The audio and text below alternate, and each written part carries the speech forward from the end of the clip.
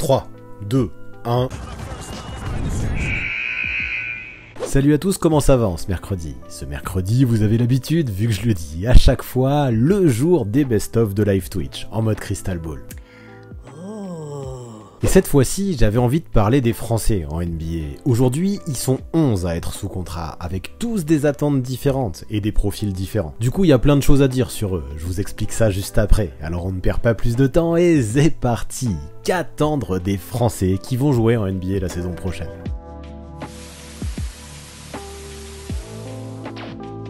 Donc aujourd'hui, on va parler des Français qui vont commencer la saison NBA là, qui débute dans un tout petit peu plus d'un mois. Et à ce jour, j'ai pris que ceux qui étaient sous contrat, parce que sinon ça fait un petit paquet si on rajoute ceux qui cherchent des contrats, et ils sont au nombre de 11. Donc aujourd'hui, je parlerai pas de Joel Ayayi, de Sekou Doumbouya ou Timothée Luwawu-Cabarrot. Les trois aux dernières nouvelles sont encore sans deal ou à la recherche d'un deal, même si on n'a pas trop de nouvelles de Sekou jusque-là. J'évoquerai pas non plus des gars qui étaient en NBA l'année dernière, comme Peter Corneli, comme Jalen Horde ou comme Yves Ponce. Les trois là sont revenus en Europe, donc ce sera pas la NBA a priori, en tout cas pas en début de saison, même s'il peut y avoir du changement en cours de saison. Et enfin, je parlerai pas non plus de gars comme Hugo Besson, comme Juan Bégarin ou comme Ismaël Kamagaté. Eux, ils ont été draftés ces dernières années, mais pour l'instant, leurs franchises respectives en NBA ont décidé de les laisser se former en Europe. Donc pour le moment, pas de NBA pour eux non plus. D'ailleurs, tous les trois évolueront en France. Donc après, on sait pas, hein, peut-être qu'ils seront un jour dans la grande ligue, peut-être pas. Quoi qu'il en soit, ils sont en Europe et c'est pas d'eux que je veux parler. Moi, vraiment, je retiens que pour l'instant, ces joueurs-là, leurs droits sont détenus par des franchises NBA, mais je veux vraiment me focus sur ceux qui ont un contrat et qui là, dans un peu plus d'un mois, vont débuter la saison ou vont au moins faire le training camp sous le maillot d'une franchise NBA. Donc comme je l'ai dit, ils sont 11 et je vais les présenter par ordre alphabétique. L'idée, ça va être d'imaginer ce qu'ils peuvent faire cette saison et vous demander à chaque fois si vous croyez en eux ou pas, ou en tout cas aux attentes que je vais évoquer pour chacun des Français d'aujourd'hui. Et le premier dont je vais parler aujourd'hui, par ordre alphabétique, ça commence par lui, c'est Nico Batum. Lui, cet été, il n'avait pas activé son option pour rester aux Clippers, en tout cas à la fin de la saison dernière, et au final, ce que j'ai bien aimé, c'est qu'il a vu son taf récompensé, parce que ensuite, du côté de Los Angeles, du côté des Clippers, il a pu signer une prolongation de 2 ans pour 22 millions, donc 11 millions la saison, ce qui est plutôt pas mal pour un joueur de son âge, pour pouvoir rester en Californie. Là-bas, moi je trouve qu'après son passage compliqué aux Hornets, on a un Batum qui a vécu une seconde naissance en NBA, avec son côté gros défenseur, glue guy à la limite, mais surtout tous les efforts qu'il donne dans tous les domaines sur le terrain.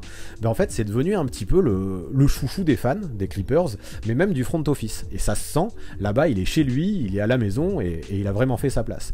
Maintenant c'est vrai, si on regarde ces stats là que j'ai affichées pour la saison 2021-2022, la saison dernière, ça fait pas forcément rêver si on les regarde juste d'un œil comme ça. Mais ce qu'on peut remarquer, c'est qu'il pèse vraiment au moins un petit peu dans chacun des secteurs. Et surtout, j'apprécie particulièrement, c'est un joueur qui est propre, qui est efficace, qui fait que rarement des erreurs quand il est sur le terrain. Si vous voulez vous en convaincre, regardez son adresse au tir, 46% au global, 40% à 3 points, moins d'une balle perdue. Bon, c'est son pourcentage au lancer franc qui fait un peu tâche. L'année dernière, il y était pas au lancer franc. C'est peut-être la petite exception dans sa ligne de stats, mais le reste, franchement, c'est cool, c'est cool. Surtout que dans le money time, ce que j'aime avec Batum, c'est qu'il est présent aussi. C'est un mec qui est capable de mettre un 3 points ou même un contre, ça on le sait en équipe de France, ou de voler un ballon dans les moments clutch, dans les moments les plus décisifs. Et pour ça, son apport aux Clippers, même s'il n'est pas tout le temps titulaire, il est souvent mis au poste 4 et ça se joue entre Marcus Morris et lui, le poste de titulaire. Mais franchement, ouais, dans cette team, c'est super précieux. Il a une certaine polyvalence, un vrai sérieux, une grosse régularité qui lui donne un réel rôle dans l'équipe. Maintenant, c'est vrai, peut-être qu'avec les retours en forme de Paul George et de Kawhi Leonard, même s'ils jouent pas directement au poste 4, ils sont tous des forwards plus ou moins, il pourrait voir son temps de jeu un peu diminuer, mais je reste persuadé que coach Tyronn Lue va continuer à l'utiliser pour au moins une vingtaine de minutes par rencontre. Les joueurs comme ça, qui jouent intelligemment, qui font preuve de discipline des deux côtés du terrain, il y a toujours une place pour eux dans le basket NBA aussi. C'est un mec qui joue simple, Batum, c'est un mec qui joue juste, et je pense que les dirigeants et les coachs des Clips sont vraiment conscients de son efficacité. Donc si lui on fait confiance pour 2 ans, de toute façon à mon avis c'est pas par hasard, et donc ouais, je suis assez certain que pour Batum, même s'il a moins de temps de jeu, il pourra pratiquer un basket de grande classe, en tout cas d'une grande justesse sur le parquet quand il sera là à tous les matchs, à mon avis, la saison prochaine. Et pour le deuxième, ouais, on reste du côté des Clippers pour parler de Moussa Diabaté qui lui est tout juste drafté et qui a signé un contrat two-way à Los Angeles. Bon, ce contrat two-way, ce qu'il faut savoir, c'est que ça lui permettra pas de jouer plus de 50 matchs en NBA la saison prochaine, mais qui sait, hein, on l'a déjà vu, s'il brille, il pourrait être promu et signer un contrat un peu plus normal, en tout cas un contrat habituel. Donc là, ce qu'il faut savoir, c'est que les stats que je vous ai affichés, c'est les stats de la Summer League, c'est ce qui me semblait le plus cohérent, parce que c'est pas de la NBA, mais de toute façon la NBA il y a pas joué, et je trouvais que c'était plus récent aussi que les stats universitaires. Mais ce qu'il faut savoir, c'est que l'intérieur a joué que 2 petits matchs en Summer League, donc c'est vrai que là c'est peut-être pas un échantillon assez important pour tirer des vraies conclusions. N'empêche que dans ces 2 petits matchs, il a montré de bonnes choses. Il a montré de bonnes choses qui m'ont laissé penser que effectivement il pourrait peut-être avoir des minutes à Los Angeles l'année prochaine. Perso, à la base, quand l'année dernière, quand il était encore à Michigan, je pensais pas qu'il laisserait son nom à la draft, parce que je me disais que faire une saison de plus en NCAA ça lui ferait du bien pour se développer un peu plus, parce que même si c'était un bon défenseur polyvalent avec même quelques petits moves en attaque, je le trouvais un peu raw, et là a priori j'ai eu tort, parce que finalement il a bien été choisi à la draft au 2e tour, et ça y est, là il s'apprête à sauter dans le grand bain de la NBA grâce notamment à un super draft combine durant lequel il s'est montré très à son aise, il a beaucoup fait parler de lui, il a fait partie des big men les mieux classés dans pas mal de drills, et Moussa Diabaté, je pense, à force, a réussi à faire sa place, et là, let's go, il a son contrat en NBA, et franchement, quel basketteur ne rêve pas un jour d'avoir ce genre de contrat en NBA? Donc ce qu'il faut savoir, c'est que c'est un joueur qui est très athlétique, super polyvalent défensivement, qui peut switcher parce qu'il est mobile aussi, et ce que je trouve aussi, c'est qu'il peut apporter quelque chose aux Clippers qu'ils n'ont pas du tout dans la peinture. Derrière un Zubac, qui définitivement n'est pas un spécialiste de la défense, la rotation est très floue au poste 5 du côté de Los Angeles. Et si Diabaté c'est plutôt un poste 4 de formation, je suis persuadé que Lou aura aucun mal à l'utiliser en 5, au moins sur de courtes séquences. Dans la mesure où on peut avoir du Batum et du Marcus Morris en 4, Moussa Diabaté, ce serait pas mal qu'il prenne quelques kilos de muscles, mais l'utiliser en poste 5 et avec une capacité à écarter le jeu sur laquelle il travaille de plus en plus, peut être utile dans un dispositif small ball. Parce que ouais, je parlais pas mal de sa défense et de sa polyvalence, mais j'ai l'impression qu'il a fait pas mal de progrès en attaque, il l'a montré en Summer League notamment. Son jeu en face-up est très intéressant, là-dessus j'aime bien son petit jab step et sa capacité à partir directement sur son first step. Et l'an dernier, plus la saison avançait, et plus il montrait des capacités à finir près du cercle, même après le contact. Et ça c'est quelque chose qui lui manquait avant. Ça montre que c'est un projet, mais un projet qui progresse rapidement. Et ça je pense que ça a plu aux dirigeants des Clippers, et à mon avis c'est pas par hasard si Moussa a laissé son nom à la draft, c'est que les Clippers ont dû lui glisser t'inquiète, c'était pas pris au 2e tour, nous on ne veut. Donc ouais, si on continue sur son attaque, on peut aussi ajouter son petit hook qui est plutôt efficace, sur lequel il a bossé aussi, et clairement moi je pense que Diabaté a de bonnes petites qualités qu'il va devoir développer encore, mais qui peuvent lui permettre peu à peu d'avoir une place en NBA, laquelle je sais pas encore, mais déjà un contrat régulier ce serait assez fou. Je pense que l'une des clés ce sera de continuer à travailler un petit peu son shoot, parce que s'il peut se permettre réellement d'écarter le jeu, ce sera une vraie force pour lui. Pour l'instant, il n'est pas encore assez régulier là-dessus, dans la mesure où à mon avis il sera surtout utilisé au poste 5. Ça peut être essentiel d'avoir ce côté, ce profil de stretch 5 qui manque aux Clippers en plus, donc à mon avis c'est la clé. Mais pour ce qui est du reste, comme tous les rookies en fait, il va falloir qu'il s'adapte au rythme, qu'il gagne sûrement encore en physique, qu'il continue à développer ses fondamentaux, qu'il gagne en maturité. Donc c'est ce que je disais, en gros exactement ce que tous les jeunes joueurs doivent faire quand ils arrivent en NBA. Maintenant, il va peut-être pas falloir s'attendre à ce qu'il ait énormément d'occasions cette année. Une bonne partie de sa saison devrait s'effectuer en G-League, mais il y a de la place, comme je disais, chez les Clippers dans la peinture. Et s'il arrive, parce que je pense qu'il en aura des opportunités au vu de la rotation et au vu du roster, donc s'il arrive à les saisir, les opportunités, à être bon tout de suite, pourquoi pas l'imaginer obtenir un spot sur le bout du banc pour au final se faire une place définitive dans le roster futur. C'est tout ce qu'on peut souhaiter à Moussa Diabaté, et à partir de là tout sera possible. Il va falloir voir les choses de façon progressive, mais dans cette équipe là en tout cas, je trouve que Moussa Diabaté a une belle petite carte à jouer.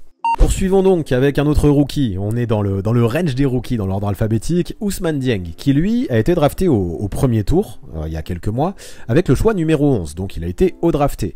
Et vu tout ce que le Thunder a lâché pour obtenir ce choix, ça montre à quel point OKC semblait plutôt hypé par le joueur français, après sa saison en Australie, durant laquelle match après match, il affichait de vrais progrès. Pour lui aussi, j'ai affiché les stats de Summer League, pour les mêmes raisons que pour Diabaté. Lui par contre il a joué un petit peu plus, il a joué plus de 2 matchs, il en a joué 5 dans cette Summer League, Et c'est vrai que là, encore une fois, notamment pour ce qui est du shoot, il s'est pas montré forcément à son aise. Même s'il a su peser dans pas mal d'autres secteurs, il a surtout brillé par son irrégularité. Mais est-ce qu'il faut déjà s'inquiéter pour autant? J'ai vu déjà que certains s'inquiétaient et déjà affichaient des certitudes hallucinantes pour dire que Dieng ne ferait pas carrière en NBA.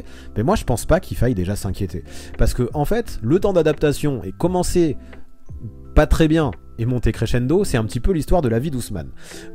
Enfin, en fait, lui, il a besoin, je pense, de prendre du temps pour prendre ses marques, pour s'adapter, et finalement, arriver, avec l'expérience, avec la maturité, avec les habitudes qu'il arrive à développer, trouver une place et un rôle qui sont intéressants. En tout cas, c'est exactement ce qu'il a fait l'année dernière, quand il a découvert le championnat australien, et c'est bien sûr le parcours qu'on espère pour lui cette saison.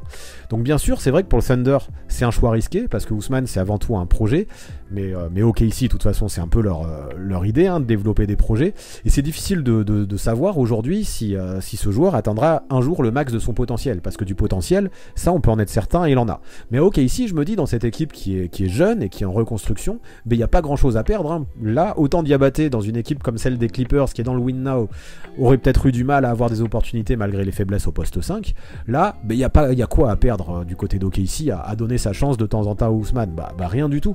Surtout que, après l'expérience Josh Giddey l'année dernière, le front office semble avoir compris que le championnat australien pouvait nous sortir quelques pépites.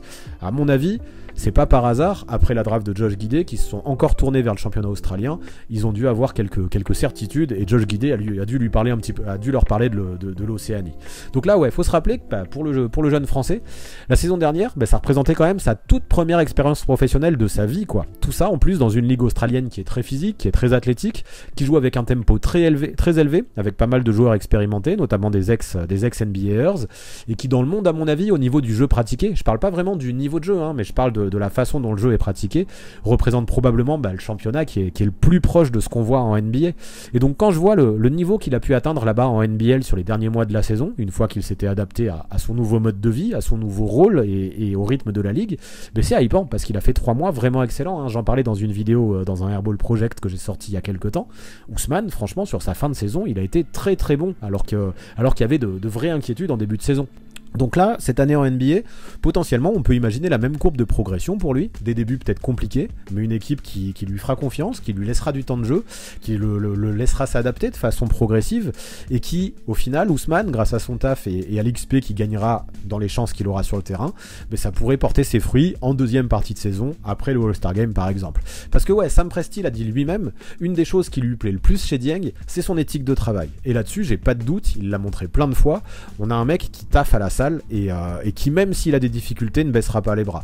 C'est un gamin qui a la tête sur les épaules, c'est sûr, qui sait ce qu'il veut, je pense, et qui se donnera les moyens de réussir. Donc là, c'est vrai, il est encore raw, il est encore brut dans pas mal de secteurs de jeu, mais en parallèle, il a des outils qui font baver du monde, hein. Il a un vrai combo taille, dribble, playmaking, QI basket qui compense beaucoup de choses, et franchement, quand on le regarde jouer, le basket, ça donne souvent l'impression d'être facile, en tout cas quand il met ses shoots, dans sa fluidité balle en main, j'ai envie de dire, est flagrante. On peut même ajouter à ça sa très bonne envergure, l'impact qu'il peut avoir en défense, sa capacité à switcher, sur pas mal de postes d'ailleurs. Enfin, faut se rappeler qu'il est de très grande taille, Ousmane Dieng, et il peut jouer limite poste 1 ou 2, donc c'est assez fou. Et il a une palette d'outils qui est déjà bien remplie. Donc oui, je le répète, Dieng, c'est avant tout un projet pour l'avenir, et ça se peut lui aussi qu'on le voit pas mal en G-League l'an prochain, avant de se faire potentiellement une place en NBA. Néanmoins, en prenant de l'XP, en s'adaptant et en mettant ses shoots, je pense, avec plus de régularité, en soignant sa sélection notamment, mais ça arrivera quand il comprendra le mieux le rythme du jeu.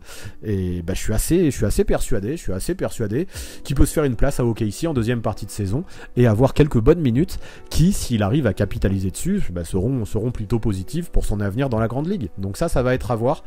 Mettre ses shoots, ça doit être une clé, mais pour mettre ses shoots, il faudra qu'il comprenne le jeu. Donc les choses, à mon avis, arriveront progressivement. À mon avis, le mot d'ordre avec Ousmane, ça va être la patience, et on verra ce que ça dit ensuite. Allez, après Ousmane Dieng, on passe dans une toute autre catégorie de joueurs, avec Joel Embiid. Et je dois être honnête, ça me fait bizarre de le mettre dans cette liste de Français, car dans ma tête, j'ai tendance à le considérer encore comme un joueur camerounais. Mais bon, aujourd'hui, je veux pas participer au débat qui existe plus vraiment en fait, parce que depuis cet été, le pivot a des papiers français, et je me dois donc de le considérer comme français. Quoi qu'on en pense de cette naturalisation. Donc ouais, Joel Embiid fait actuellement partie de cette liste des Français qui actuellement évoluent en NBA. Et là, le concernant, je vais pas y aller par 4 chemins. Pour lui, l'objectif, autre que les objectifs collectifs, hein, si je parle d'objectifs individuels, mais ce sera le trophée de MVP et rien d'autre. Il en a le niveau. Et ça me paraît blasphématoire presque de dire qu'il pourrait devenir le meilleur tricolore de l'histoire en NBA, vu que c'est un mec naturalisé. Mais aujourd'hui, il faut se rendre à l'évidence. S'il remporte des trophées individuels, comme le trophée de MVP, en tout cas des trophées importants comme ça, et qui permet aux Sixers de gagner, ça, ce sera une autre paire de manches aussi. Et tout ça, ça fait beaucoup. N'empêche que Joel Embiid pourrait potentiellement avoir une meilleure carrière que Tony Parker. Et en tout cas, la comparaison pourra être faite. Donc oui, trop bizarre de dire ça d'un naturalisé, mais Joel Embiid pourrait un jour devenir le meilleur Français au basket de l'histoire. Mais bref, ça c'est encore un autre débat, et il va falloir, pour moi les trophées collectifs sont trop importants, c'est pas dit que Joel en gagne un jour, donc on n'en est pas là. Du tout, et on verra ce qui se passe plus tard. Quoi qu'il en soit, là, ça fait 2 ans de suite que Embiid finit deuxième pour l'élection du trophée Maurice Podoloff, le trophée de MVP. Et là, dans une équipe des Sixers, qui paraît quand même mieux armée que l'année dernière, avec beaucoup plus de profondeur, notamment, s'il reste en bonne santé, parce que ça, c'est un souci crucial quand même avec Joel, mais il n'y a pas de raison que ça change, hein. Il va dominer, quoi qu'il arrive. Le mec, de toute façon, il est juste trop puissant, trop agressif, trop inarrêtable, limite, des deux côtés du terrain. En attaque, dans la peinture, il peut clairement martyriser tout le monde, tout en s'éloignant du cercle en plus, en portant la balle aussi, même en posant des step backs, c'est assez ouf. Pareil, son jeu en face-up est dingue. Et parfois, il ressemble clairement à un arrière qui est enfermé dans un corps de pivot tellement il est agile. Bon, il a peut-être pas la vitesse d'un arrière, mais dans les moves, il y a vraiment de ça. Et c'est bien ça qui le rend unique. Je parlais aussi de son jeu en face-up, qui a presque pas d'égal en NBA, en tout cas à son poste, mais en post-up c'est encore plus flagrant, que ce soit aux appuis, au niveau des appuis, au niveau de sa puissance. Bah ouais, Joel Embiid c'est vraiment un joueur à part dans la peinture, et quand on sait ça, on comprend que les attentes soient vraiment élevées concernant le pivot, j'allais dire concernant le Camerounais. Donc non, on est dans la liste des Français. Donc on peut aussi ajouter à ça, de l'autre côté du terrain, je vais pas parler de la défense, mais l'impact qu'il peut avoir, qui est très important dans la protection de cercle, même si ça s'est un peu moins vu l'année dernière, il reste un défenseur hors pair, et avec Embiid dans le basket, on a juste une arme de destruction massive. Donc bien sûr, le trophée de MVP, il lui sera pas apporté sur un plateau l'année prochaine. On va avoir un Giannis Antetokounmpo, un Luka Doncic, un Nikola Jokic, attention aussi à des vétérans qui pourraient tirer leur épingle du jeu et faire coucou, et pourquoi pas quelques surprises, vu qu'il y en a tous les ans. Donc ouais, ce sera pas donné, ce sera pas cadeau, et ce sera pas forcément facile de le choper pour Joel Embiid, ce trophée de MVP. Mais après les 2 saisons en tant que dauphin de Jokic, lui, il l'a bien compris, rien n'est offert dans une telle élection. N'empêche que voilà, c'est ce que je disais, pour la saison prochaine, c'est à ce niveau-là que tout le monde l'attend, Joel Embiid, ni plus ni moins, c'est MVP ou rien. Alors je dis pas que s'il est pas MVP, sa saison sera ratée, n'empêche que c'est au moins au niveau de MVP qui doit évoluer, et a priori, je pense que s'il reste en bonne santé et que les Sixers tout roule à peu près comme il faut, il n'y a pas de raison que ça arrive pas. Allez, évoquons désormais Evan, qui après un bref passage compliqué à Boston au cours de la saison 2020-2021, a choisi l'été dernier de prendre la direction de Big Apple, la direction de New York, pour continuer sa carrière sous le maillot des Knicks. Et là, force est de constater que suite à son passage à Boston, ça a continué à être compliqué pour lui. En fait, j'ai du mal à retrouver le Evan qu'on pouvait voir à Orlando, ou même qu'on peut voir de temps en temps avec l'équipe de France. Le Evan qui est responsabilisé, qui peut créer pour lui, qui peut aussi créer pour les autres, qui a pas mal le ballon en main, qui attaque le cercle, qui peut se montrer dangereux pour les défenses adverses, et tout ça, ça fait un moment que je l'ai pas vu en NBA. Donc bien sûr, sur sa saison des Knicks, c'est pas non plus un flop complet. On pourra se rappeler qu'il a battu le record de 3 points mis par un Knick dans toute l'histoire sur une saison. Mais moi, ce dont je me rappellerai plutôt, malgré ce record qui bien sûr a de la valeur, c'est son irrégularité. Parce que si lors de certains matchs, et on l'a vu notamment face à Boston, il devait avoir une revanche à prendre, il pouvait dépasser les 30 points et prendre feu, mais d'autres fois, il était pas loin d'être invisible en fait. Mis dans le corner, il voyait pas un ballon, lui n'était pas forcément très agressif dans ses démarquages, et dans ces matchs-là, Evan Fournier ne pesait pas. Donc cet été, son nom a été évoqué dans pas mal de rumeurs de transfert, mais aujourd'hui là, vu que maintenant Donovan Mitchell est parti à Cleveland et que KD ne devrait plus bouger, la tendance laisse à penser qu'il commencera la saison encore avec les Knicks. Lui, dans son discours, de toute façon, il a envie de rester. S'il a choisi New York l'année dernière, c'était pas par hasard, c'est que le projet de l'équipe lui plaisait et que la ville aussi lui plaisait, donc forcément il a envie de rester, et il dit même qu'il a de grandes ambitions. Il dit clairement que malgré la grosse densité qu'il y aura dans la conférence Est la saison prochaine, il veut faire les playoffs, et même bien figurer en playoffs. De toute façon, Fournier c'est un compétiteur, et il aurait tort de dire moi mon objectif c'est de jouer la 14e place. Effectivement, donc j'en attends pas moins d'un joueur comme lui. Donc maintenant, c'est sûr que Les Knicks en playoff, ça va être compliqué. Je parlais de la densité, je peux parler aussi du roster qui a pas beaucoup bougé, même si on a un Jalen Brunson qui est arrivé, ça a pas énormément changé. Même si Brunson est un bon joueur, pas sûr que le déclic soit suffisant pour permettre à ces Knicks de faire mieux. Peut-être que ça va progresser, mais dans la mesure où toutes les autres équipes de l'Est ont progressé, ou en tout cas une bonne partie de ces équipes de l'Est ont progressé, ça va être compliqué. Et surtout, moi, ce qui me pose question en tout cas, une remarque que je veux soulever, c'est que cette équipe sera toujours coachée par Thibodeau. Donc si c'est Thibodeau qui a été coach de l'année en 2021, mais qui l'année dernière, moi, m'a fait me poser pas mal de questions, a joué toujours un petit peu de la même façon, avec un basket qui, ok, peut être assez agressif défensif, mais à des limites, avec certains playmakers et un ballon qui circule pas forcément très bien de toute façon. Enfin, offensivement, Thibodeau, j'ai plus de questions. Le fait de surutiliser ses joueurs, je suis pas non plus super convaincu. En playoff, on l'a vu en carrière, ça n'a pas fonctionné. Quoi qu'il en soit, je suis pas là pour faire son procès, mais je peux dire que vu que c'est Thibodeau encore le coach, mais je vois pas forcément le rôle d'Evan beaucoup changer la saison prochaine. On aura toujours un Brunson, enfin on va avoir plutôt un Brunson qui porte beaucoup la balle, qui aime bien l'ISO, ça on l'a vu aussi. Des fois le jeu de Dallas était un petit peu stéréotypé, c'était un coup Brunson en ISO, un coup Doncic en ISO, enfin plutôt 2-3 coups Doncic en ISO et un coup Brunson. On a toujours un Julius Randle qui va continuer à endosser le rôle de franchise player et porter pas mal la balle, un Barrett qui est de plus en plus responsabilisé lui aussi à la création. Donc ouais, je pense que Evan continuera surtout à être utilisé off-ball, après des démarquages, en prenant des écrans loin du ballon, et surtout en tant que spot-up shooter qui devra vivre sur son adresse, il n'y a pas le choix. Donc le seul moyen pour qu'il vive, enfin pour qu'il soit bon, Evan, mais ça va être qu'il mette ses shoots après les catch and shoot. On le sait dans le basket, c'est ça, c'est compliqué. L'adresse, ça va et ça vient. Et pourtant, à mon avis, ce sera la clé pour la saison d'Evan. Donc je m'attends donc à le voir réaliser à nouveau une saison à peu près similaire, avec de gros cartons quand il prendra feu, pourquoi pas, mais aussi avec quelques matchs sans, quand le ballon ne voudra pas rentrer dans le panier, ou alors quand il y aura trop d'ISO et qu'il ne verra pas le ballon, et qu'il va être oublié dans le corner, dans une équipe qui clairement devra lutter pour accrocher les playoffs. Donc maintenant, tourner à 14-15 points par match, c'est déjà très propre, il en est capable, surtout en tournant presque à 40% à 3 points, quand de toute façon tu prends une bonne partie de tes tirs à longue distance. Néanmoins, j'ai l'impression qu'à New York, il se transforme essentiellement en shooter, qu'il y a toute une phase de son basket et de ses qualités qui n'est pas utilisée. Là, c'est un mec qui dribble de moins en moins, et j'ai l'impression que c'est pas dans ce rôle qu'il est le meilleur, parce que comme tout shooter, il va falloir s'attendre à ce qu'ils connaissent des hauts et des bas, pour cette saison qui va bientôt commencer, et peut-être qu'il serait plus régulier en portant plus le ballon, mais je comprends aussi que vu tous les créateurs qu'il y a dans cette équipe des New York, je comprends aussi qu'il porte moins la balle. Maintenant c'est vrai, Evan c'est un titulaire, et à mon avis sa place ne va pas bouger, mais pourquoi pas, je me dis des fois, l'utiliser dans la seconde unit, même si tu le fais commencer les matchs, mais essayer de le faire jouer avec la seconde unit quand il y a moins de créateurs, pour lui permettre de jouer le basket dans lequel il est le meilleur. Thibodeau, à voir s'il peut penser à ça, si c'est une bonne idée. Je prétends pas avoir de meilleures idées que celles de Thibodeau, mais peut-être qu'il peut penser à ça. Et si on pense Fournier, je pense que peut-être que ça peut être une des solutions pour qu'il s'éclate un peu plus à New York et qu'il fasse autre chose que shooter en catch and shoot. Allez, voici maintenant un joueur qui va connaître un vrai changement, Rudy Gobert, vu que pour la première fois de sa carrière, il portera un autre maillot que celui du Jazz en NBA. Bon, je vais pas en parler des heures de lui et de son arrivée chez les Wolves, parce que j'ai carrément dédié toute une vidéo récemment à ce propos, mais ce qui est sûr, c'est que même s'il est toujours peu impliqué en attaque, même s'il reçoit pas beaucoup plus de ballons qu'à Utah en tout cas, je pense qu'il peut vraiment faire step up cette team de Minnesota en défense, c'est sa spécialité.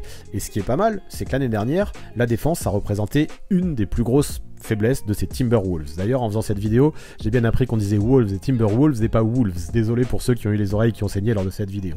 Mais bref, je reviens à Rudy, qui arrive à Minnesota du coup pour jouer poste 5, avec un 4 qui va être décalé au poste d'ailier fort. Va falloir voir ce que ça donne, Towns, qui défend sur les postes 4. Ça, j'ai de vraies questions, mais ça, c'est encore un autre souci, vu qu'ici, on va parler de Gobert. Et Gobert, moi, je pense que vu le tarif qui a été payé par les dirigeants de Minnesota pour l'acquérir, parce qu'ils ont quand même lâché 4 futurs first round, c'est pas rien, mais on se dit que du côté de Minneapolis, ils comptent vraiment sur lui, et ils peuvent, je pense. J'ai pas besoin de le rappeler, je pense, mais malgré certaines failles offensives, et je sais qu'il est beaucoup critiqué pour ça, Rudy Gobert est quand même 3 fois Deep Boy. Il fait partie des plus récompensés dans toute l'histoire en tant que meilleur défenseur de l'année. Les meilleurs, ils ont eu 4 trophées et ils courent pas non plus les rues, ils sont que 2. Donc à l'heure actuelle, moi je pense que Rudy Gobert, c'est sûrement l'un des meilleurs, si ce n'est le meilleur protecteur de cercle de toute la NBA. Et clairement, avec lui dans la peinture, ce sera pas la même histoire pour aller scorer dans la raquette face à ces Timberwolves. Je pense pas en attaque. Je sais que beaucoup espèrent qu'il soit beaucoup plus impliqué en attaque à Minnesota que ce qu'il l'était à Utah en jouant sans Mitchell, mais je pense pas que ce soit vraiment le cas. Il pourra toujours mettre sa bonne douzaine de points, je pense, peut-être même un peu plus. Mine de rien, il tournait quasiment à 16 points par match l'an dernier en étant si peu impliqué. Il jouera le pick and roll toujours, il se positionnera au dunker spot, il pourra faire des cuts aussi, il récupérera des passes lobées, il pourra performer sur rebond offensif aussi pour mettre une petite claquette là, comme il a fait avec la France, ça a fait tant de bien face à la Turquie, et ça lui permettra quand même de mettre ses points.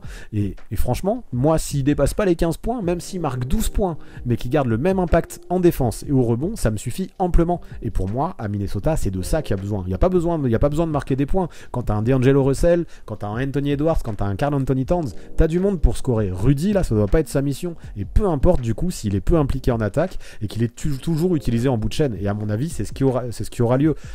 C'est comme ça, Rudy Gobert c'est avant tout un joueur défensif avant d'être un joueur offensif, et forcément autant donner la balle à Towns poste bas ou même à Anthony Edwards qui va pouvoir driver qu'à un Rudy Gobert si tu vas avoir plus de chances de marquer des points. Rudy Gobert tu l'utilises en bout de chaîne, que ce soit à Utah ou à Minnesota, je pense en tout cas.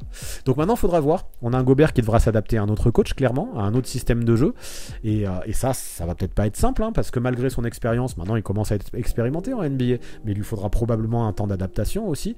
Mais à mon avis, ça ira, parce que son jeu, notamment grâce à sa défense et ses qualités au rebond, avec son envergure, avec sa taille, avec son physique, ça peut me paraître transposable dans n'importe quelle équipe. Et n'importe quelle équipe, je pense, peut être transcendée par son apport défensif. Transformer une team moyenne en team excellente en défense, ou transformer une team mauvaise en team très très très correcte en défense, ça fait partie des cartes que peut poser Rudy sur un plateau du côté de Minneapolis. Donc ouais, je m'attends toujours à ce qu'il ait un gros impact de ce côté-là du terrain, qu'il aide les Wolves à devenir une place forte dans la ligue, parce que maintenant, on va pas le cacher, c'est l'objectif à Minnesota, et tout ça, il en est capable, donc attention. Si avec Rudy, on a une équipe de Minneapolis qui se met à devenir une énorme défense tout en obtenant des résultats, avec ce roster qui, au moins sur le papier, paraît très compétitif, un 4e trophée de défenseur de l'année est peut-être pas loin. Et là, il appartiendrait à l'élite de toute l'histoire de la NBA, Rudy. Donc let's go. Ça peut, en tout cas, s'il transforme cette équipe de Minnesota, je pense qu'il parlera fort dans la discussion, et c'est en tout cas les objectifs que j'ai pour lui quant à la saison prochaine. Abordons maintenant le cas Killian Hayes, qui, c'est rien de le dire, a vécu des débuts compliqués en NBA. On avait des Pistons qui plaçaient beaucoup d'espoir en lui, mais il y a eu la Covid, il y a eu les blessures, il y a eu l'arrivée de Cade Cunningham aussi à son poste, et surtout de gros soucis quant à ses régularités au shoot, mais qui font que pour le moment, il répond pas aux attentes du côté de Détroit et du côté de la NBA, notre petit Killian. Pour lui, à mon sens, cette année, ça ressemble à une saison charnière, là, sa saison 3. Un petit peu, peut-être pas sa dernière carte, mais au moins l'une des dernières. Maintenant, il a quand même 92 matchs de saison régulière dans les pattes. Bien sûr, c'est pas ouf, c'est à peine plus d'une saison régulière normale, mais ça commence à te faire une certaine XP, et là il va devoir montrer qu'il peut être vraiment impactant dans cette grande ligue, d'autant plus dans une équipe des Pistons, qui au fur et à mesure que les jeunes vont se développer, ils vont se mettre un jour à afficher de plus en plus d'ambition, et là l'équipe, même si elle est très jeune, elle a du potentiel, et leur objectif c'est d'avoir des ambitions. Si Killian n'arrive pas à monter dans le train, pas sûr qu'il puisse rester dans cette équipe de Détroit, ou même en NBA à terme. Donc justement, il va falloir y monter dans ce train, parce que quand ça voudra vraiment viser haut, je pense que du côté des Pistons, un tri sera fait. Et même, il a commencé depuis 2-3 ans ce tri. Et donc ceux qui correspondent pas aux attentes seront envoyés ailleurs. Donc on a un Killian qui a déjà montré qu'il pouvait défendre, qui a montré qu'il pouvait passer la balle aussi, qui comprenait le jeu, qui a une bonne vision de jeu et qui peut faire des choses assez intéressantes dans un collectif. Et ça, déjà, c'est valuable et ça fait un bon point pour lui. Néanmoins, s'il continue à se montrer aussi timoré en attaque, et notamment au scoring, qui joue toujours pas pour lui, qu'il est plus passif qu'actif dans le jeu, mais surtout en NBA, où on demande justement aux joueurs d'être tranchants en peu de temps, les choses pourraient devenir compliquées pour lui. On attend vraiment plus d'agressivité, comme je disais, plus de percussion, plus d'impact, plus de tranchants, et encore plus en sortie de banc. Parce que là, il va être utilisé en sortie de banc. C'est un rôle dans lequel les opportunités se font plus rares. Tu peux pas rester tout le long d'un match et attendre que le jeu vienne à toi. Quand tu sors du banc, il faut apprendre à performer sur de courtes séquences en un rien de temps. Et ça, Killian, il va vraiment qu'il puisse trouver ce déclic. Et ça fait déjà pas mal de choses à surmonter pour une saison 3. Et encore plus quand on sait que les Pistons ont drafté Jaden Ivey, un autre combo guard comme Killian, qui pourrait lui prendre beaucoup de minutes sur le terrain. Maintenant, il peut être complémentaire aussi d'un Jaden Ivey parce que c'est un profil différent. S'il met ses shoots, c'est aussi quelque chose dans lequel il faudra progresser parce que 26% à 3 points pour l'instant c'est pas acceptable. Qu'il est utilisé off-ball, je pense que ce sera un bon complément. Un bon complément notamment d'Ivey comme je disais, mais aussi de Cunningham parce qu'il a un profil différent et une rotation à 3 guards, même si Kylian c'est le troisième de cette rotation, si tu apportes autre chose sur le parquet, tu peux avoir une place et un rôle à jouer. Mais pour le moment, on n'en est pas là. Comme je disais, il a des pourcentages qui restent inquiétants. On a un Dwayne Casey qui le défend tout le temps, mais je me dis qu'il aura du mal à trouver une vraie place dans la grande ligue sans un shoot au minimum correct et un petit peu plus d'agressivité. Donc pourquoi ne pas non plus l'imaginer en ball handler numéro 1 dans la seconde unit? Ça aussi, porter la balle, il peut le faire. Il peut même être plutôt sûr quand il a la balle. Il pourrait gérer le jeu, il pourrait permettre à tout le monde de manger en distribuant le ballon. Et ça, je pense qu'il est en capacité de le faire. Ce rôle pourrait lui convenir totalement. Sauf que si tu mets pas des points en sortie de banc, ce rôle-là, peut-être qu'il suffira pas. Donc moi, j'ai pas trop de doute sur le fait que les qualités soient là. Il l'a déjà montré en Europe. Depuis qu'il est petit, il est en avance surtout. Il a un talent fou dans les mains. Mais le souci, c'est que maintenant, il va falloir trouver le déclic et la confiance. Parce que là, il est au plus haut niveau de sa vie, au plus haut niveau du monde, et forcément il n'a pas la même adversité, et c'est sûr que pour trouver la confiance face à de tels joueurs, c'est pas évident. Donc ouais, sans cette confiance, sans ce déclic, je pense que ces minutes pourraient vite fondre comme neige au soleil s'il se montre pas plus tranchant au scoring, s'il se montre pas plus tranchant, plus adroit au tir aussi, et dans cette rotation des Pistons, il pourrait passer rapidement en bout de banc. Donc en attendant, je suis pas non plus totalement pessimiste parce que je pense que des opportunités, il va en avoir encore la saison prochaine. C'est pas la saison prochaine que les Pistons vont viser le titre, donc Killian Hayes, ils vont lui laisser sa chance. Donc par contre, c'est peut-être la dernière fois. Donc à lui de les saisir en se montrant impactant à chaque fois qu'il rentrera sur le terrain, en sortie de banc, peut-être de temps en temps en titulaire s'il y a des blessures, et c'est que comme ça, à mon avis, qu'il arrivera à refaire sa place. Il y a du taf, mais le talent est présent, donc même si je peux pas y croire à 100%, il y a aussi un monde dans lequel Kylian arrive enfin à montrer le joueur qu'il est et à atteindre le potentiel qui lui était promis au moment de sa draft. Allez, juste après Kylian, voici maintenant un autre jeune joueur français avec qui le destin est un peu lié, je trouve, Théo Malédon. Donc comme Hayes, il est issu de la draft 2020, et comme Hayes, c'est un combo guard lui aussi, et on les a beaucoup comparés juste avant la draft. Donc maintenant, c'est sûr, les attentes pour les deux joueurs, c'était pas vraiment les mêmes au moment où ils ont été draftés, vu que Hayes a été choisi en 7 et que Théo, lui, a été pris au début du deuxième tour de la draft. Pourtant, pendant longtemps, en France en tout cas, c'était difficile de choisir entre l'un ou l'autre pour savoir qui était le meilleur et surtout qui aurait la meilleure carrière. Donc le problème, je pense, c'est que la dernière saison de Malédon en France à Lasvel, ça lui a porté préjudice juste avant sa draft. Mais bref, aujourd'hui, on a deux joueurs qui sont en NBA, et aujourd'hui, on a deux joueurs aussi qui peinent à asseoir leur place définitive, malgré un vrai talent. Les deux, ils ont du talent intrinsèquement, ça j'ai pas de doute là-dessus, mais en NBA, le talent, ça suffit pas toujours. Et ça, ces deux joueurs, ils le montrent. Donc c'est vrai, Théo, il a fait une saison rookie qui est très prometteuse. Il est monté en puissance tout au long de l'année, jusqu'à décrocher quand même 49 titularisations, quasiment 50 en tant que rookie sous le maillot du Thunder. Il y avait de quoi être hypé pour un deuxième tour de draft. Et tout ça, c'est vraiment pas mal. Même si c'est une équipe qui jouait pas grand-chose, même si elle jouait rien, tout ça, c'est vraiment pas mal.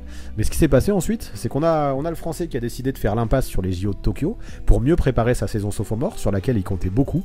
Et malheureusement, cette saison sophomore, globalement en tout cas, ça a été plutôt un échec. Il a eu un début de saison très très compliqué, et malgré une bonne prise de muscle, il semblait hors rythme, il n'était pas adroit, si bien que rapidement il s'est vu prendre sa place dans les rotas, notamment par le jeune Treman, et même d'enchaîner pas mal de DNP. On a aussi l'émergence de Josh Giddey, qui lui a pas fait du bien non plus, et à mi-saison, il y en a beaucoup qui donnaient plus très cher de l'avenir du français en NBA.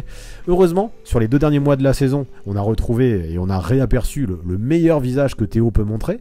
Il a enchaîné 5 matchs de suite, ça j'ai revu les stats, je me suis refait ses game logs. Sur 5 matchs de suite, je les ai regardés, il a des moyennes de 23 points, 6 rebonds et 6 passes, avec une super adresse aussi. Et je me rappelle d'avoir vu quelques bouts de ces matchs, il avait une envie qui faisait plaisir à voir, et il montrait que c'était vraiment un bon joueur de basket. Donc ok, il a fait ça dans une équipe d'OKC qui tankait complètement, qui ressemblait plus à une équipe de J-League qu'à autre chose, là, avec tous les absents.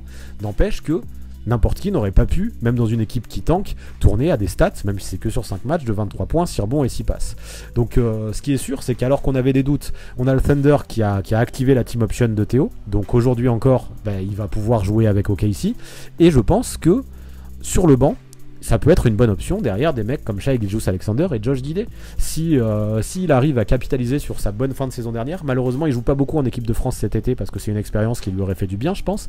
Mais s'il arrive à continuer sa progression et à garder le rythme cette fois-ci, à continuer sur cette pente ascendante qu'il a portée sur ces derniers mois de la saison, sa place sur le banc, je pense qu'elle peut être définitive, il peut l'asseoir. Donc à voir lui aussi comment il sera capable de saisir les opportunités. Il l'a vu l'année dernière.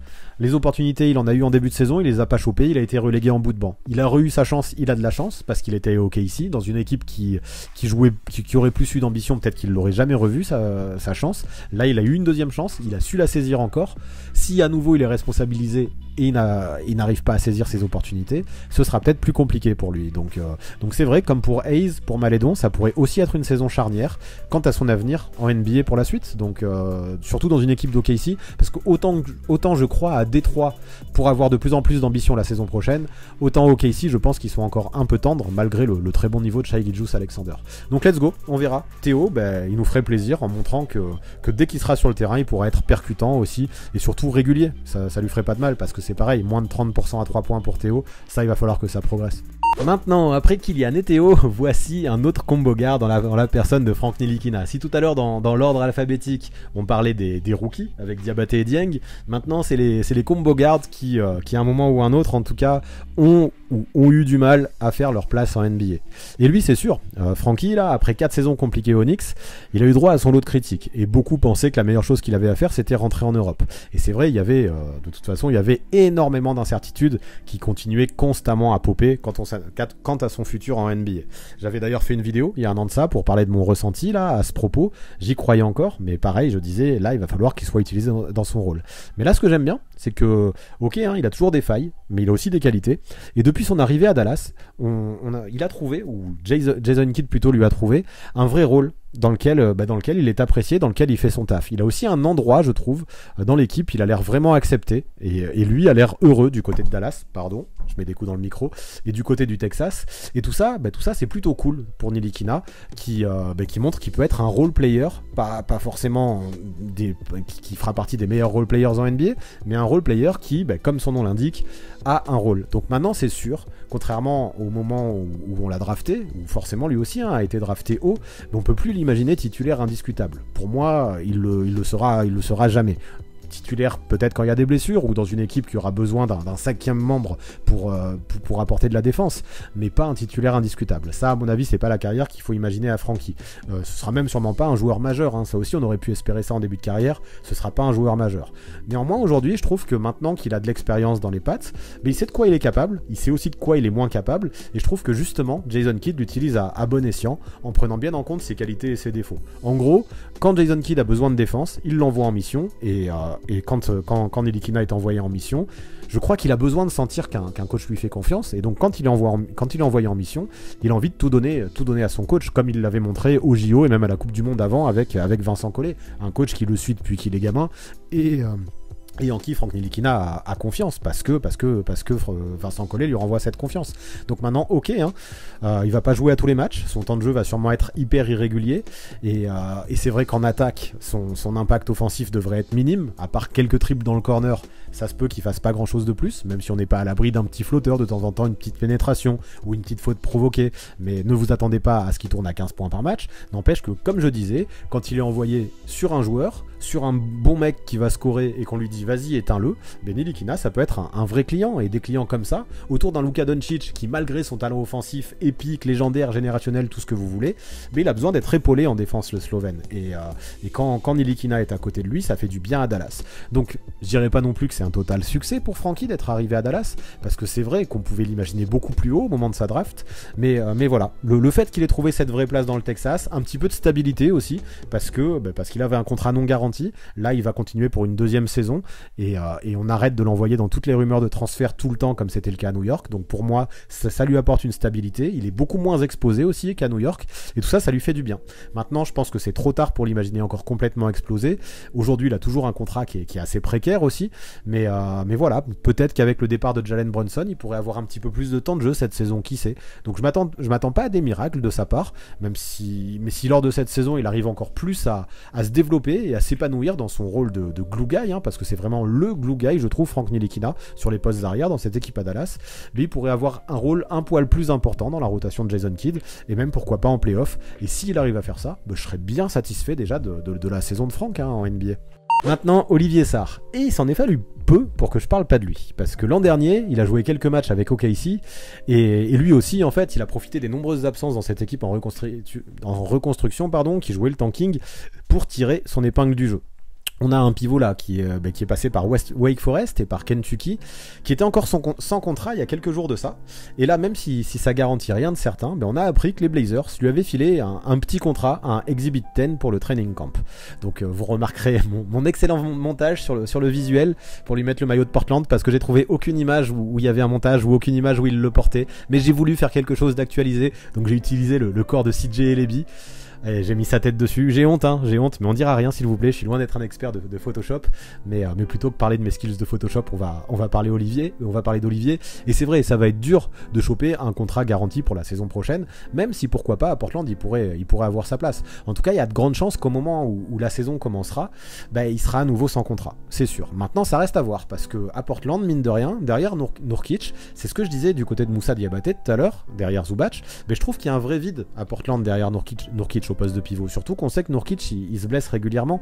On sait à quel point aussi Olivier c'est un bosseur, c'est un guerrier, comment il a même réussi à développer un petit shoot, comment il a réussi à développer son jeu, lui à qui on reprochait d'avoir souvent trop un style de pivot à l'ancienne incompatible avec la NBA, il a réussi à taffer pour sortir de cette image là, et c'est comme ça qu'il a eu sa chance à OKC, et c'est comme ça qu'il a été bon même avec OKC, et c'est comme ça je pense qu'il a eu son Exhibit 10 du côté de Portland. Donc à lui je pense de profiter de chaque jour du training camp et de la pré-saison pour montrer qu'il a sa place dans la grande ligue. Ça, j'en doute pas, il va se battre. Il faut juste espérer qu'il soit en bonne santé à ce moment-là. S'il est en bonne santé, il donnera tout. De toute façon, c'est ce qu'il, il sait le faire. Se battre pour une place, ça lui fait pas peur. C'est ce qu'il fait déjà depuis un an. C'est un mec qui est capable de cravacher, qui finalement a eu son petit rôle la saison dernière, qui a pu signer un contrat, qui a pu être titularisé, qui a pu faire des matchs. Et c'est clair que c'était pas gagné le soir de la draft parce qu'il avait été snobé, mais il a jamais oublié son rêve. Il a continué à taffer et c'est comme ça qu'il en est là aujourd'hui. Donc ouais, il a même été avec les Suns il y a quelques mois en Summer League, il avait montré de bonnes choses là encore. Je pense que ça aussi ça a joué dans la chance que lui donnent les Blazers. Donc sait-on jamais, même si pour le moment il a rien de garanti, pour le moment il y a quand même plus de chances à ce qu'il soit pas dans un roster NBA au début de la saison que à ce qu'il soit dans un roster, il est quand même dans une voie qui va lui permettre d'avoir des opportunités. Donc si le début de la saison il obtient ne serait-ce qu'un two-way contract, quitte à même pas trop avoir de temps de jeu cette saison et juste à apparaître de temps en temps sur les matchs, même si c'est beaucoup de DNP et beaucoup de G-League, je pense qu'il aura au moins accompli partiellement son objectif. Pour ça, il n'y a pas de secret, il va falloir être bon dans les prochaines semaines là et montrer aux dirigeants des Blazers que Olivier Sarr, il peut apporter quelque chose en tout cas à cette équipe de Portland derrière Nurkic, parce que pour l'instant, il n'y a pas grand monde qui peut apporter quoi que ce soit derrière Nurkic au poste de pivot dans l'Oregon.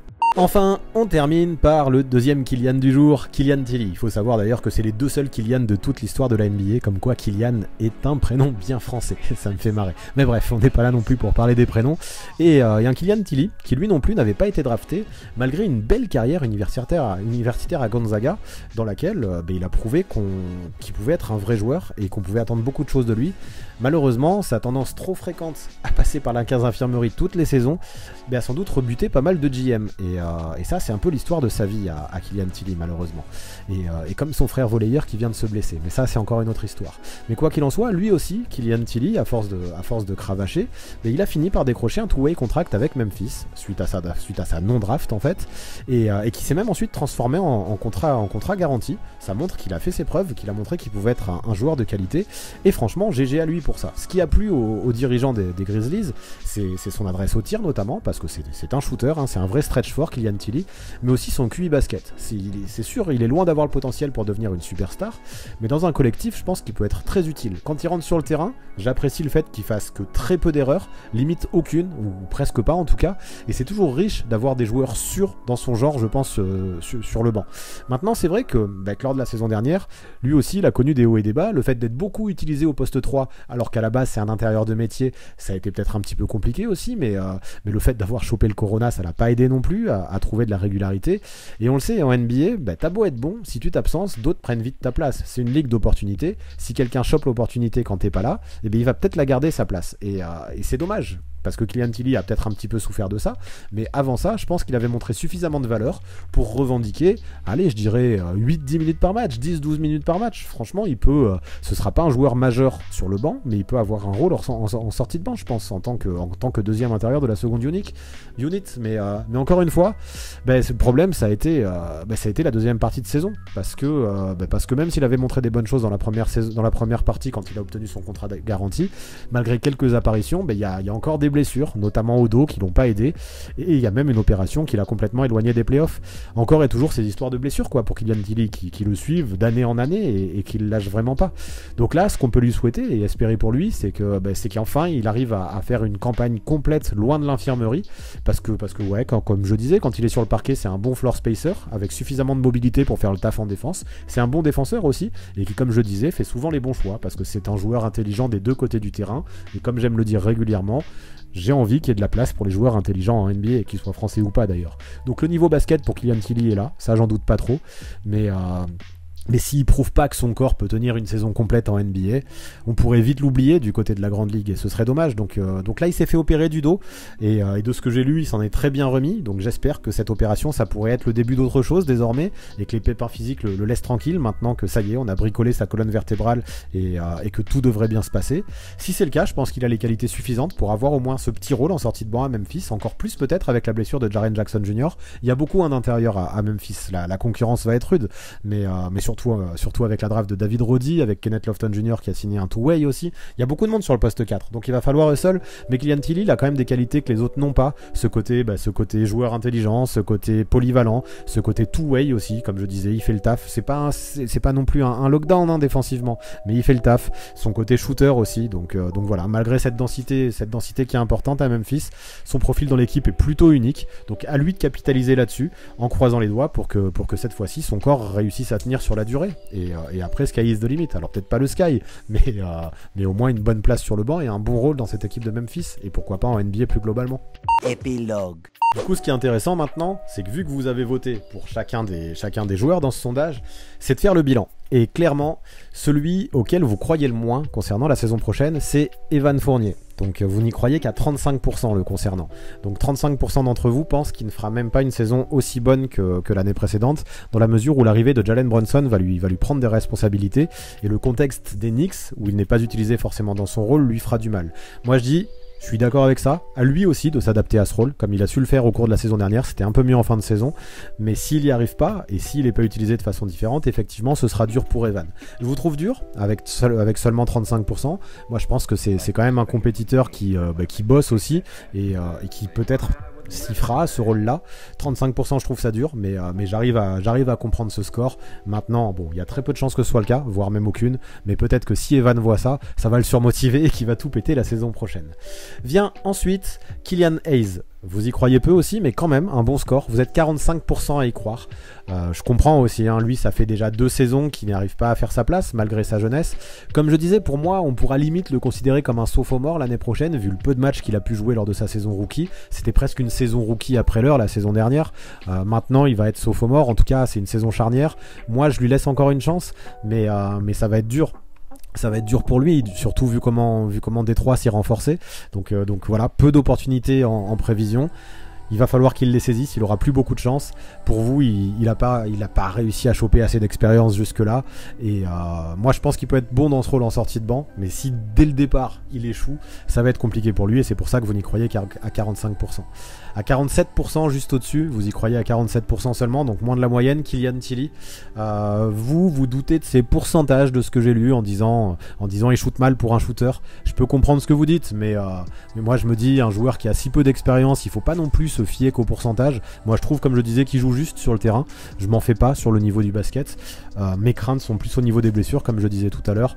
Mais à mon avis, s'il arrive à rester en bonne santé pendant une certaine période et arriver à trouver une vraie stabilité avec son corps, et c'est ce qu'on espère avec son opération, il les mettra les shoots, parce que son adresse n'a pas disparu d'un claquement de doigts, et à Gonzaga on a déjà vu, il est capable de belles séries. Ensuite vient Théo Malédon. Vous y croyez à 52%, donc un peu plus de la moyenne, mais vous y croyez pas à fond non plus. Lui, en fait, une saison réussie, ce serait se faire une vraie place sur le banc d'OKC. Et c'est vrai qu'il y a beaucoup de jeunes, hein. On a du Jalen Williams qui peut jouer aussi au poste 2, on a du Ousmane Dieng aussi qui peut lui prendre du temps de jeu au poste 2, et Josh Giddey et Shai Gilgeous-Alexander qui sont devant lui. Ça fait du monde devant lui, ça fait du monde. Maintenant, concernant Théo, et c'est aussi pour ça que vous y croyez, à plus de la moitié, on le sait, le talent, le jeu, le mental sont là. Peut-être qu'il lui faudrait un vrai mentor un petit peu expérimenté pour qu'il puisse percer. En attendant, il est à OKC, et c'est vrai que s'il n'arrive pas à se faire sa place à OKC, qui joue quand même le tanking, hein, on va pas se le cacher, ça pourrait être inquiétant pour la suite. Vient ensuite Moussa Diabaté, auquel vous croyez à 55%. C'est vrai qu'il y a une place derrière Zubac, et c'est pour ça que vous y croyez, malgré son two-way contract. Maintenant, il va peut-être faire de longs passages en G-League, hein, comme on l'a dit. Mais ce qui fait que 45% ne croient pas en lui également, c'est que les Clippers sont vraiment dans le win now, d'autant plus avec le retour de Kawhi Leonard. Et ce sera difficile de lui donner beaucoup de temps de jeu. Surtout pour un joueur qui a autant de choses brutes et autant de choses à travailler. Donc oui, ça passera par la G-League. Mais s'il arrive à se développer au fil de la saison, peut-être pourquoi pas en deuxième partie de saison, l'imaginer prendre un rôle derrière Zubac. Peut-être pas un gros rôle, mais déjà jouer quelques minutes par-ci et par-là, ce serait une bonne réussite. Ensuite, juste au-dessus, et là vous commencez à y croire un peu plus, vient Olivier Sarr avec ses 63%. Devant Moussa Diabaté, vous pensez, de toute façon c'était un petit peu l'objectif pour lui, vous pensez qu'il réussira à décrocher un contrat avec Portland, parce que c'est vrai que Portland va essayer de viser les playoffs, et on pourrait se dire pas trop de place pour développer les jeunes, mais le point d'Olivier Sarr, je trouve, c'est que lui, contrairement à un Moussa Diabaté qui est plutôt brut, Olivier, lui, il a du basket, il a passé longtemps à l'université, il a de vrais fondamentaux, du jeu au poste, il est NBA ready clairement, il a le cerveau, le mental, le jeu et le physique pour. Donc il a aussi une place à prendre derrière Nurkic. Maintenant, bien sûr, hein, il va falloir il va falloir se battre, mais 63% d'entre vous pensent qu'il peut se faire cette place au poste de pivot, ne serait-ce que pour un two-way, et à partir de ce moment où il aura le contrat, pourquoi pas prendre sa place. Donc 63%, ça me fait plaisir. Je pensais pas que Olivier aurait autant de votes, même si c'est toujours assez partagé, c'est plutôt cool. Mais là justement, on arrive aux joueurs auxquels vous croyez le plus, parce qu'ils sont tous à plus de 80%, donc ça veut dire que vous y croyez fort. Et donc le suivant, c'est Ousmane Dieng. Lui, vous y croyez à 82%. Peut-être pas directement pour cette saison, même si c'était l'objectif, mais vous kiffez sa polyvalence, vous kiffez le fait qu'il puisse porter la balle aussi, vous kiffez son potentiel, vous kiffez ce qu'il a montré en deuxième partie de saison du côté de l'Australie. Donc c'est un vrai projet, comme je disais tout à l'heure, qui à OKC, comme pour Théo, hein, aura des opportunités, sauf que lui, vu qu'il vient d'arriver en NBA, je pense que tout le monde sera plus patient avec lui, et si tout le monde fait preuve de patience dans ce contexte d'OKC où justement la patience c'est le mot d'ordre, ça pourrait fonctionner. C'est pour ça que vous y croyez à 82%. Vient maintenant Franck Ntilikina, et ça me fait plaisir, parce que vous y croyez à 83%. Je pense que si on avait fait ce sondage il y a un an, il aurait même pas été à 50%, au vu de ce que je lisais. Sauf que là, l'année dernière, comme je disais, avec Jason Kidd, il a trouvé son rôle. Le départ de Brunson peut lui offrir des opportunités de temps de jeu. Le fait que Dallas manque de défense sur les postes arrière aussi. Donc tout ça fait que vous êtes hypé par la saison à venir de Franck Ntilikina. Si ça lui permet de se décrocher un contrat stable et un peu moins précaire en NBA, moi je signe tout de suite. Vous y croyez à 83%. C'est lourd pour Francky. Vient ensuite celui qui est français depuis le moins longtemps, en tout cas, le plus jeune des Français en termes de l'âge du passeport, Joel Embiid. Joel Embiid, vous y croyez en 84%. Comme je l'ai lu tout à l'heure dans le chat, vous voyez pas ce qu'il peut faire de plus pour être MVP. Franchement, c'est vrai qu'en saison, en tout cas, au niveau des victoires et au niveau de l'impact individuel, il a tout fait. Donc oui, 84% à penser qu'il pourrait être MVP, même s'il faut pas l'oublier aux Sixers. En tout cas, là, l'objectif numéro 1 de Joel Embiid, même si je doute pas que ça lui fera plaisir d'être MVP, ce sera d'aller le plus loin en playoff. Le titre, bien sûr, mais ne serait-ce que passer en deuxième tour. Ce serait enfin un déclic de passer une étape de franchie, et je pense que ce sera encore plus important que le trophée de MVP. Un autre en quel vous croyez fort avec 86% de oui, c'est Nicolas Batum. C'est Nicolas Batum qui, vous y croyez plus en tant que 6e homme qu'en tant que titulaire, de ce que j'ai lu dans le chat tout à l'heure, avec un Marcus Morris qui va être titulaire. Moi, ce que j'aime bien, c'est qu'en fonction de ce que Tyronn Lue aura besoin, il pourra utiliser Batum ou non. Avec, quand tu auras besoin de scoring, tu mets plutôt un Morris dans le 5, ou même si tu laisses Morris dans le 5, si tu as besoin de défense, tu fais plutôt jouer Batum. Moi, je pense que les deux peuvent se partager le temps de jeu, et même malgré les retours de blessures, son rôle, il l'aura.